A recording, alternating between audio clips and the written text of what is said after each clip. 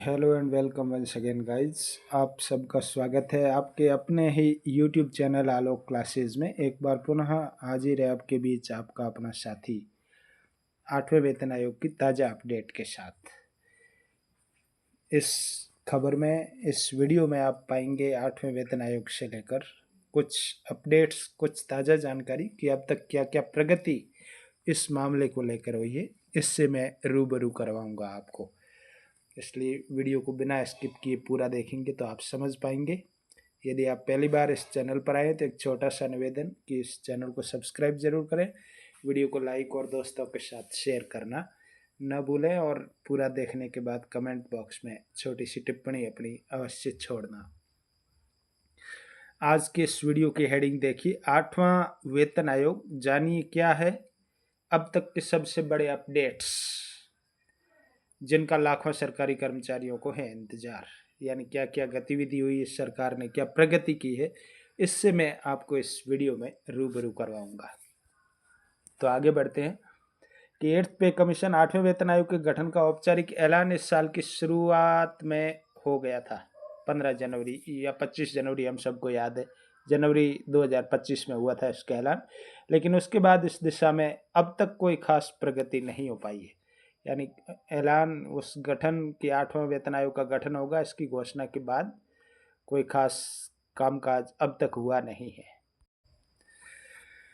तो अब क्या गतिविधि चल रही है, क्या हलचल हुई है इस वेतन आयोग को लेकर, वो आप इस खबर में पढ़ेंगे। देखिए, 8वें वेतन आयोग को लेकर लाखों कर्मचारियों और पेंशनधारियों को इंतजार है।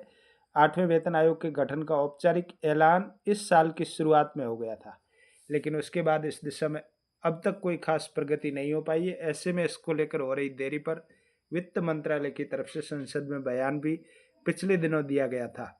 इस बारे में national council staff side joint consultative machinery की तरफ से लिखे गए कैबिनेट सेक्रेटरी के को एक लेटर में टीओआर को लेकर हो रही देरी और अनिश्चितताओं की वजह से केंद्रीय कर्मचारियों और पेंशन भोगियों के मन में दुविधा की ओर ध्यान खींचा गया था।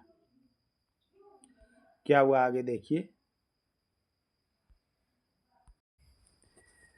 क्यों हो रही 8वें वेतन आयोग में देरी, इस बारे में NCJCM staff side secretary Shiv Gopal Mishra ने एक चैनल से बातचीत में कहा कि सरकार से इस वक्त यही चाहता है कि जल्दी एक पे कमीशन बनाया जाए। जैसे एक बार पे कमीशन बनेगा और टर्म्स ऑफ रेफरेंस यानी टीओआर तय हो जाए, क्योंकि इसमें हो रही देरी की वजह से सरकारी कर्मचारियों में जबरदस्त आक्रोश है।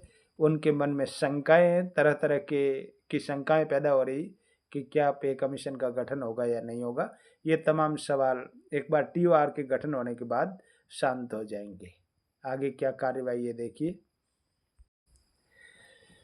अगर जल्दबाजी में इस दिशा में कदम नहीं उठाया गया तो फिर यह आक्रोश बाहर भी दिखाई देगा। उन्होंने कहा कि इस बारे में उनकी तरफ से कैबिनेट सेक्रेटरी को भी बताया गया है। शिव गोपाल मिश्रा ने कहा कि जब ये सब कुछ तय हो जाएगा उसके बाद ही वे सरकार के पास जाएंगे कि कितना मिनिमम वेज और फिटमेंट फैक्टर फॉर्मूला चाहिए, इसके अलावा कितने भत्तों में बढ़ोतरी होनी चाहिए। ये तमाम बातें तय होगी।